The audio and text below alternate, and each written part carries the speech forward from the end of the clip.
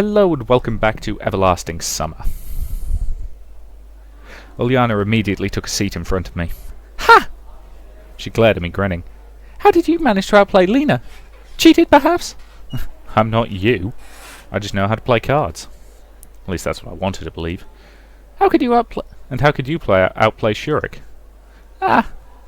Uliana waved her hand, showing how easy it was. I threatened to join his club. She grinned yet again. Would you hold back too? Not a chance. Oh. Then I'll choose whichever card I give to you myself. Did you hear the rules?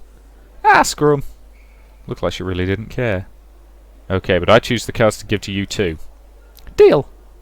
Inspired by my victory in the first round, I ventured into this dangerous new mode. I could have argued, appealed to Electronic, and eventually had my own way, but somehow I felt truly confident in the outcome of this round. Yes, we were breaking the rules, but I was in the same boat as Uliana. I looked up at Electronic. It's time to begin the semi-finals, he commanded. I carefully checked my cards, ensuring that Uliana couldn't see them. Okay, we've got a pair of 10s, which doesn't suck, so... I'm going to give her this card.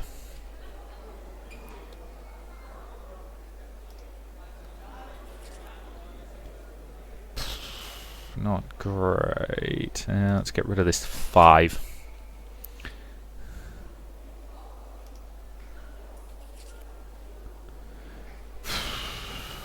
Still just a pair of 10s at the moment, which isn't great.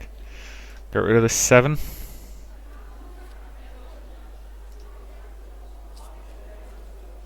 And I got a 5 back. Hey, I still won. I won thanks to that pair of 10s. Nice. Hey, this isn't fair. You should have held back and lost. She angrily puffed over her cheeks, making her resemble Humpty Dumpty. Let's have a rematch, but this time you have to hold back, got it? It wasn't only me who heard her, but the entire room. Even Electronic. No rematches allowed. Uliana completely ignored him. You have to lose. I don't have the slightest intention of playing with you for a second time, I said calmly. Fine, you want it that way? Yes, that way. Then I'll put in the word out that you've sexually harassed Elisa, she whispered. What? I leaned over the table and gave her a menacing glare. So you've been eavesdropping. I just heard it when passing by. Oh, it's much better to play an extra round than... She can certainly do that. I sighed and appealed to Electronic. Not a problem, we'll have a quick rematch. Yeah, whatever. He shrugged. So the rematch has started. God, she's a sore loser. Okay, I've got a pair of 3s, which ain't great, but better than nothing, I suppose. Yes, fine, I will take this card.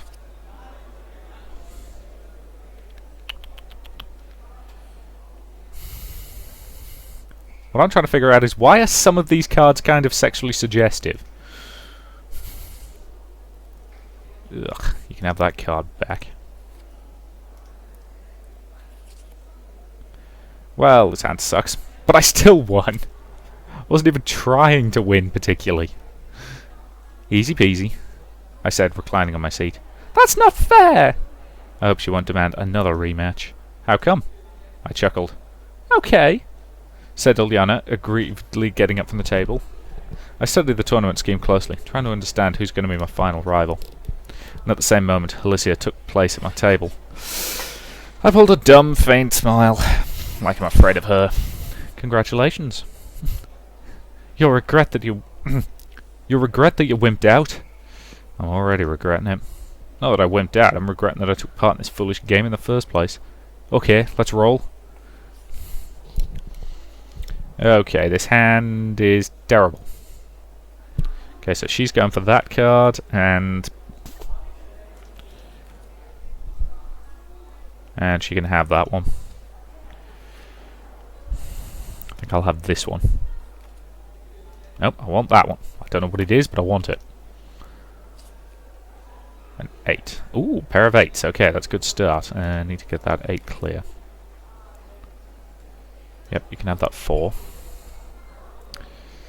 That one. She actually seems to be trying to stop me getting certain cards. Ooh, pair of 8s and pair of 5s. We are doing well. Nope. I keep clicking things I don't mean to click. Damn it, that's not what I meant to do. Oh well. I've still got my pair of 8s and my pair of 5s, so that's the important thing. Nope, give me that card. Don't care what it is, I want it. And a 4. So yeah, pair of 8s, pair of 5s, and that's clean victory. And it doesn't matter that I didn't make a bet with Alicia. All that matters is that I won. If it's Alicia, I could only imagine what she'd do tomorrow. She'd make me a laughing stock tomorrow during line-up, telling everything to Olga.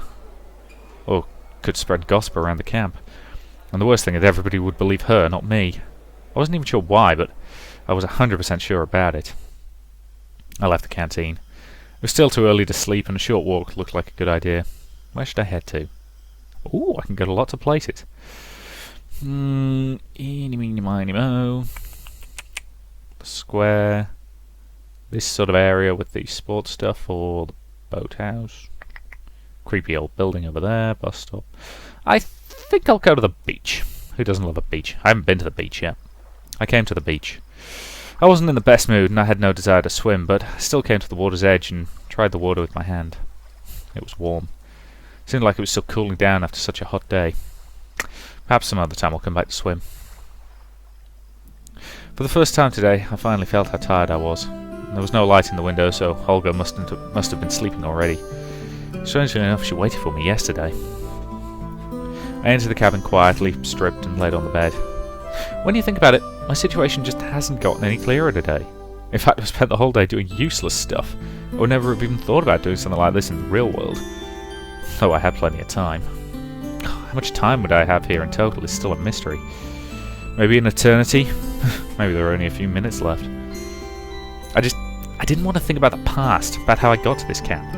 For the first time in a long while, I felt really tired. Not only emotionally tired, but physically tired, psychologically tired, and God knows how else tired. I just wanted everyone and everything to shove off, starting with my own thoughts. I wanted this mess somehow resolved by itself, or at least without my active participation. And what if I'm stuck here forever? Then I'll have to get used to it. So just like that, I'm not ready. My consciousness slowly drifted away from me. It became progressively harder to concentrate on something distinct. Oh, perhaps it's better to wait until tomorrow. I rolled over and I fell asleep.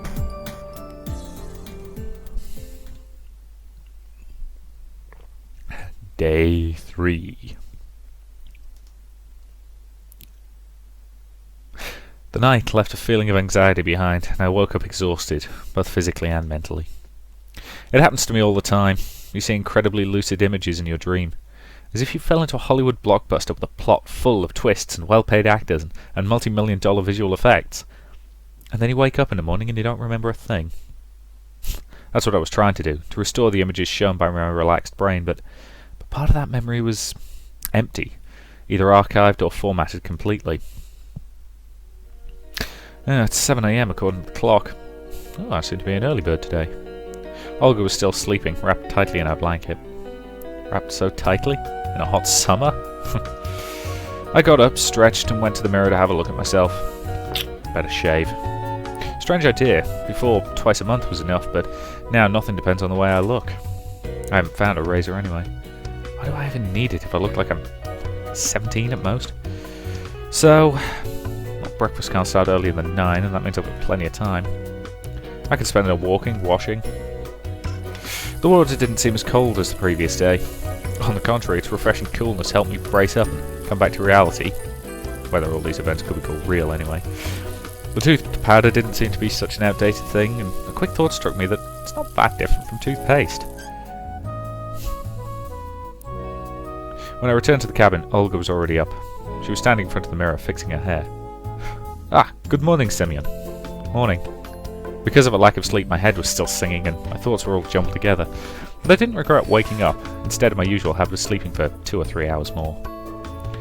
How come you're up so early? Well, it just happened. And the neckerchief once again. Let me. I'll do it myself, it's not a big deal. I'm just on my way to the canteen. I don't think so, do it now. Did you forget about the lineup before breakfast? How could I ever forget? And what's the lineup going to be about today? We'll discuss the agenda for the day. So what's the agenda? Frankly speaking, I didn't care what might be on the agenda of our courageous pioneer troop. I was mostly interested in where our brave leader would send our little pioneer army for the following 12 to 15 hours. Maybe I could manage to avoid enemy locations. Oh, you'll find out at the lineup. I have no idea what's going on with her accent at the moment. She gave me a wily smile. Olga, you know my stomach is getting upset. I'd rather... well, you know. I believe it's okay to miss the lineup once. It could get all nasty if I fail to control it right there. Where did all this courage come from? You have 5 more minutes. I'm afraid I need more time. Could you tell me right now, please? Sure, I'll try, but in case it all goes down. Oh, fine. Hang on, I just need to get back into the right frame of mind for this voice. Greetings? Greetings, comrade. Okay, I think I've got it. Oh, fine. On our list for today is cleaning the camp locations, organising the... Nope, I have no idea what's happening to our voice. Organising the books in the library, some other minor tasks, and of course we have a ball in the evening. Watch yourself. You must take part in the camp activities today. You bet. Definitely. And now I'd rather... Come on, let's hit the road. Yeah, her voice has completely lost its Russian twang. I really cannot... I am incredibly inconsistent at voice acting. I came out of the cabin and hid in the bushes behind it, waiting for Olga and Dmitrieva to leave. Actually, I didn't have any particular reason to behave this way, but the voice within me kept telling me that I'd have nothing to do with the lineup. After the camp leader left, I went back to the cabin and decided to wait for breakfast there. Well, I'm not planning on taking part in community life today. Cleaning, organising, it's not what someone in my situation should be doing. 2 days have passed and I'm still right where I started. All the residents seem perfectly ordinary people. They weren't involved in any conspiracy, weren't communicating with aliens, and, well, they had no idea about time warps. Of course, each of them is a bit peculiar, but, well, those peculiarities don't seem out of line at all. Moreover, if I'd met any of these pioneers in the familiar world, I wouldn't have suspected anything wrong. They seem even more normal and natural than, well, let's say yours truly. This line of reasoning was quite logical, but the illogical part was the absence of any answers. Ordinary people in an extraordinary place. I've heard that already somewhere. Dozens of pioneers, or even more, live their familiar lives and do their regular stuff day by day. They don't understand that the world around them is not what it looks like. Okay, but this is their point of view. As for me, I'm not acquainted with the world of the Sovyonok camp and its residents, but they seem to behave the way normal people would under the same circumstances. Oh, I have to decide here and now. Are these people involved in what's happening to me? Can they give me any answers? Or do I have to seek the truth somewhere else?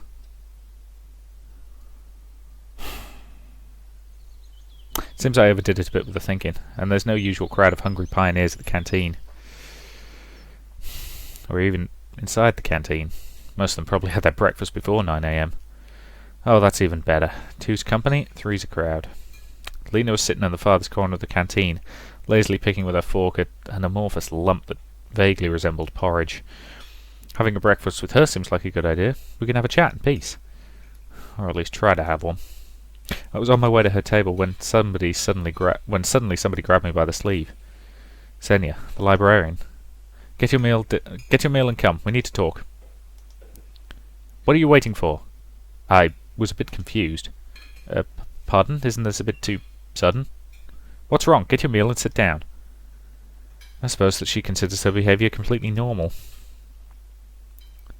Fine, give me a second. I'm not sure why, but I accepted her invitation. What if I can learn something new? She is such a bookworm. Minutes later, I was sitting in front of Xenia, with a tray and a simple meal on it. Porridge, 2 eggs, 4 pieces of bread, sausage, a glass of compote. Bon appetit! Thanks.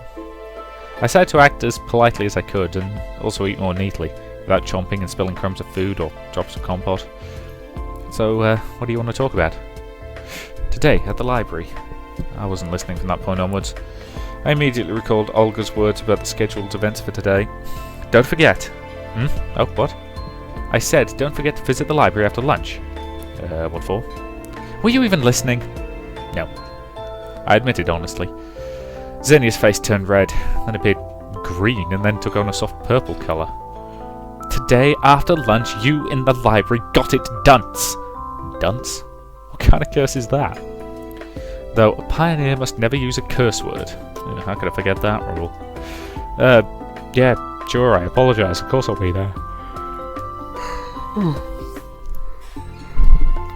Actually, I wasn't really planning to go anywhere, but, well, if you want to make someone speak, you need to sacrifice a bit first. By the way, what year is it now? I totally lost count. I decided to play fair. She looked at me perplexed and answered, "Have you gone completely bananas?" Honestly, that's kind of how I felt for the last few days. Xenia didn't reply. "So what year is it?" I smiled kindly. "Listen, why don't you visit the infirmary? Will they tell me what year it is there?" "Oh, certainly, and even more." Xenia stood up and headed to the exit. "Wait, you didn't finish your meal." But it looks like she won't turn back.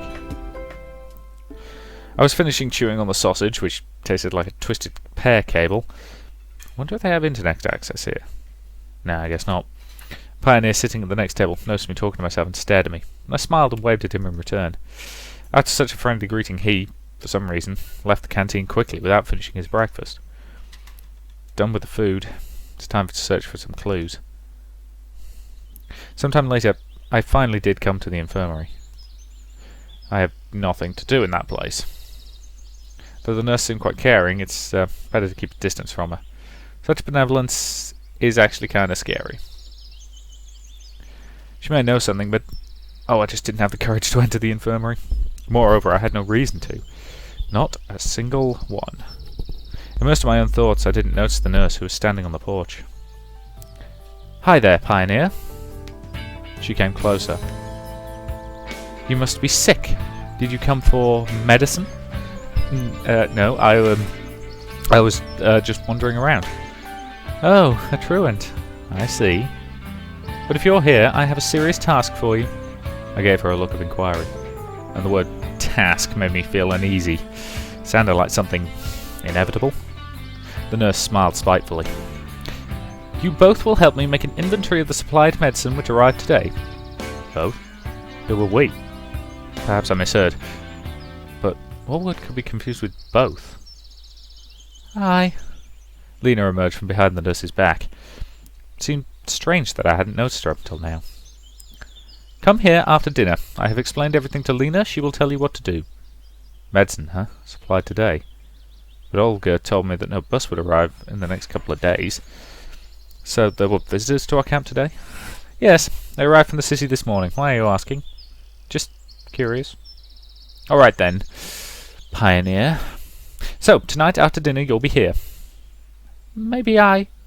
Lena was barely noticeable this whole time. Surely she's able to remain invisible like a skilled ninja. "I could do it on my own." "No way. There are lots of boxes. And a Pioneer is always ready. Isn't that so, Pioneer?" She gazed at me and smiled menacingly. I don't want to spend the whole evening doing something like this. I've got more important things to do. But rejecting this request would be really improper. If it wasn't Lena who was standing there, I would definitely think my way out. Okay, that's a flat-out lie, and that will probably end badly, so okay, I'll come. Nice. That's how a true pioneer should answer. Even after those words, I barely came a step closer to the be prepared, always prepared motto. "Then, you can go."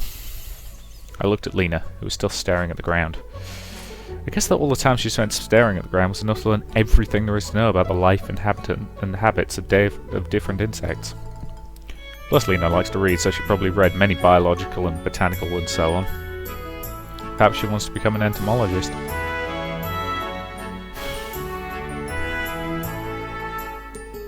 "Where will you head next?" Lena's words drew me away from my obscure thoughts. We've been standing at the square for some time, and my speculations about bugs' lives were only an attempt to escape this awkward situation.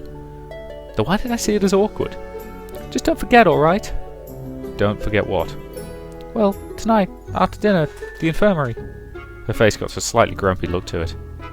"No way, that's impossible." Alright, after dinner, I'm at your service." I thought too late, at my words, Lena making her blush even harder. Oh, I need to find a way to ease this situation. "So why did the nurse ask you to do it?" "I don't know. I was just sitting on the bench and reading a book when she came, and..." It's smart to ask a reliable person who would never say no. "Okay. Well, after dinner." "Okay." I'll help you off then. Yeah, sure. She walked off somewhere beside the clubs, and I just stood at the square for a time. So, what's next? I decided to visit my cabin in order to collect my phone. I don't know where I'll find myself today, but having a watch is always useful. Though having a wristwatch is much easier. Suddenly, I heard a different tune, which was cutting through the usual noise of the camp. I listened to it carefully. Sounds like an electric guitar. 3 repeating chords, no more. This melody still somehow felt warm, as if a vacuum tube-based audio amplifier was used. Could there be such a luxury here? The sound is definitely coming from somewhere near the stage area. I wonder what it could be.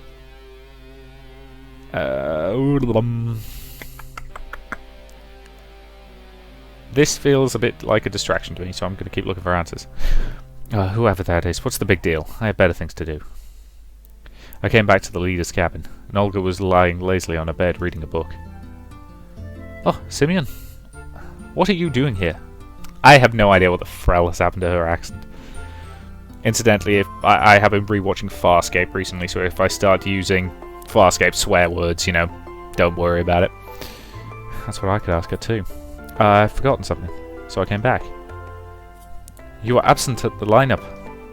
Yeah, I apologise. Alright. Nevertheless, you should do something useful today. She slipped into Scottish.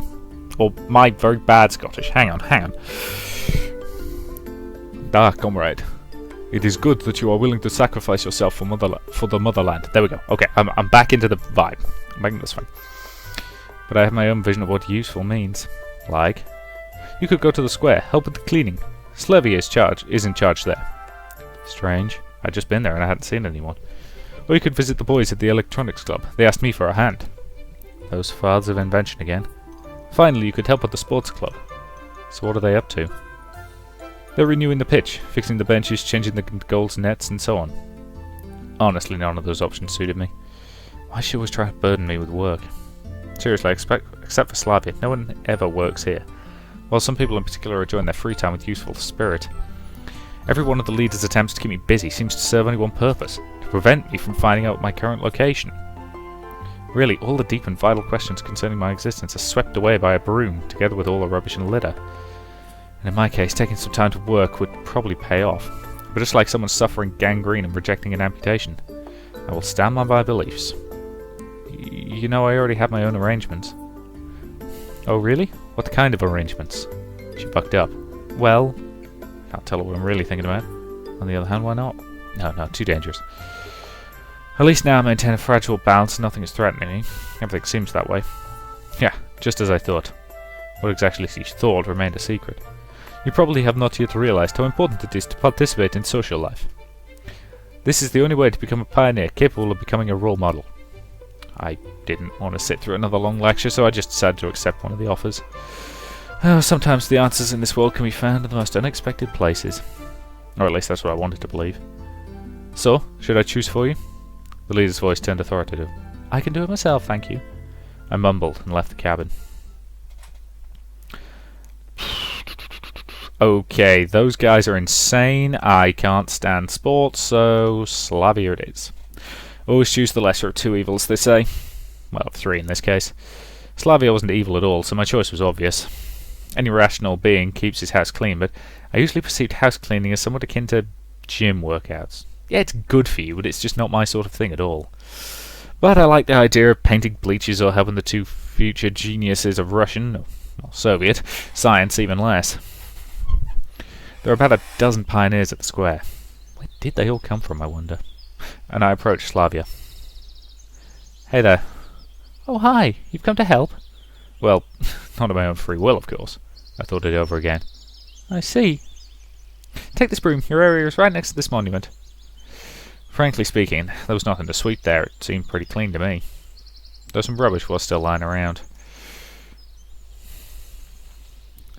After sweeping for a while, I came back to Slavia, who was sitting on a bench and taking a break.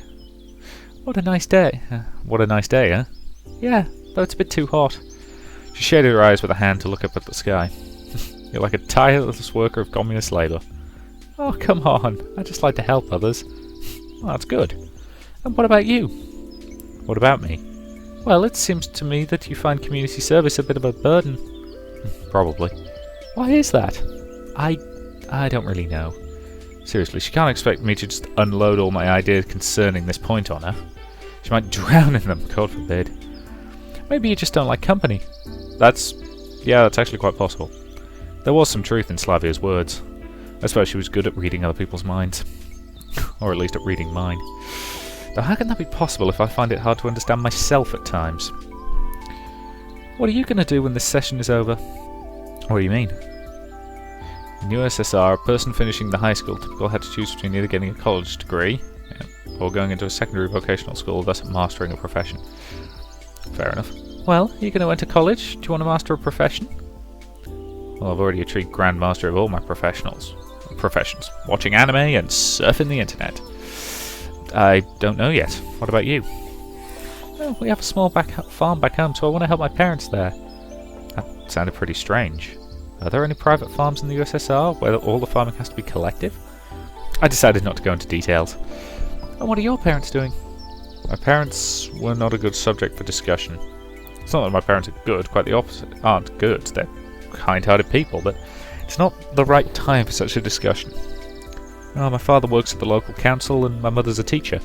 That wasn't actually true, more like a half-truth. Cool. She really seemed to consider that a cool thing. I guess so. The conversation had reached a dead end, so I was trying to take my eyes off Slavia and kept gazing at my feet up in the sky, just looking around. You know, I'm pretty sure you'll also be fine. Slavia looked at me thoughtfully. Now, what was that for? What was that also about? Thanks, I mumbled. But what do you mean? I suppose that you happen to be too pessimistic at times. Isn't that way too straightforward? Maybe. But you're going to be alright. Maybe. After this conversation I felt ill at ease. On the other hand, there really was nothing special in her words. In general, almost any person in Slavia's shoes would come to a similar conclusion. But nevertheless I felt, not for the first time, like she could see right through me. So, let's get to cleaning. Ah. She smiled and took the broom. I never thought that cleaning could bring such deep pleasure. No, I wasn't upset because of the conversation. On the contrary, I was glad to hear that from her. For the first time ever, somebody was discussing my life without criticising me, without giving me any stupid advice based on their own personal experience, without intending to go through my head, without making some far-reaching conclusions. I was just glad that somebody supported me. Well, no, that's not quite right. I was glad that Slavia supported me. In a short while, the music played around the camp, calling us for lunch. I put away the broom and, with a sigh of relief and a sense of accomplishment, went to the canteen. Who was marching forward in a row? It is our pioneer squad. Pioneers in a row usually marched to the canteen in the Soviet camp. I was looking for a place where no one would disturb me, like what happened before, just so I can eat in peace. And for all that, to at least not be the last one to come. But I was pretty sure whatever happens here, whether I want it or not, the canteen was crammed as full as an egg. Olga was standing at the entrance, guarding it like a hawk. Well, Simon, were you working hard today? Hard enough. Well done, truly well done. The hardest is yet to come. I just bet. Fine, take a seat next to the girls. She pointed at the table next to the pillar. Slavia, Ulyana, and Lena were already sitting there. Not bad company. Well, at least not the worst. I got my meal and went to them. Mind if I sit here? I caught myself sounding a bit clueless. There were no other free places anyway. No, of course not. Please do. Lena remained silent. Today the meal consisted of a plate of borscht. I suspected there was some meat lurking in it, but I had no evidence. Some poultry, chance's chickens domesticus, with fried potatoes and a traditional glass of compote. I found myself liking the local food more and more. I guess I just came to the conclusion that I had no other choice, which means there's no use in complaining. Thank God there's something to eat. Coming to the ball tonight? I don't know. He'll come. He got nowhere to go. Ulyana said happily. You will come for sure. Of course, I can't miss the opportunity to make you make. Of course, I can't miss the opportunity to watch you make a fool of yourself. She got it right, so I decided not to reply. What about you? I asked Lena. Yes, she replied briefly. See? You should go too then, said Sylvia. Slavia, not Sylvia. Stop trying to say it as Sylvia. Said Slavia, as if leaving me no choice. Don't forget to wear your tailcoat. Apparently, Uliana was so pleased with her joke that she laughed out loud. But I really had nothing to wear. My wardrobe was just a pioneer uniform and my winter clothes, which would be inappropriate in the evening. And what will you be dressed in, entertainer? Secret! Will it be a little dress like a kindergartner's manatee? Uliana turned red, and it looks like I've managed to offend her. And with offending the young girl, I think that's probably a pretty decent point to end this video. So, thank you very much for watching, and I will see you in the next part.